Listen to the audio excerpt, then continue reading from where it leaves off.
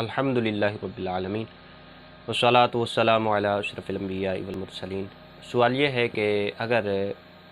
किसी नामालूम शख्स का बैलेंस हमारे मोबाइल में आ जाता है या गलती से पैकेज किसी का गलती से हमारे मोबाइल पे लग जाता है, तो उसका उस बैलेंस का उस पैकेज का शरई हुक्म क्या होगा। तो याद रहे कि उस बैलेंस और उस पैकेज का जो शरई हुक्म है वो लुक़्ते वाला हुक्म है। लुक़्ते के मसाइल को शरीयत ने वाज़ेह तौर पे बयान कर दिया है।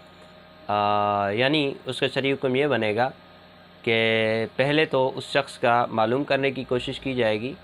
जिसकी तरफ से ये बैलेंस आया है। अगर किसी तरह मालूम हो सकता है तो उस सूरत में उसी को वापस करना ये लाज़मी होगा। और अगर मालूम नहीं हो सकता और किस शख्स ने भेजा है, कहाँ से आया है, इसका बिल्कुल पता ना चल सके, तो फिर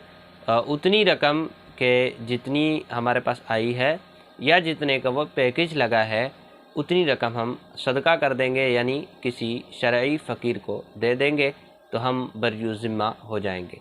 इसमें एक बात और भी याद रहे कि लुक़्ते का हुक्म ये होता है कि अगर मालिक किसी भी ज़माने में भले 30 साल बाद 40 साल बाद भी आ जाता है और अपनी चीज़ का मुतालबा करता है और उस जो आपने फ़कीर पर सदका किया, शरई फ़कीर पर, उसको वो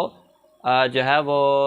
रवा नहीं रखना चाह रहा बल्कि अपनी चीज़ का मुतालबा कर रहा है, तो कितना अरसा बाद ही आए तो वो चीज़ वापस करनी पड़ेगी। तो बिलफ़र्ज़ अगर बाद में आपसे रब्ता किया जाता है कि जी बैलेंस हमारा आ गया था और गलती से आ गया था,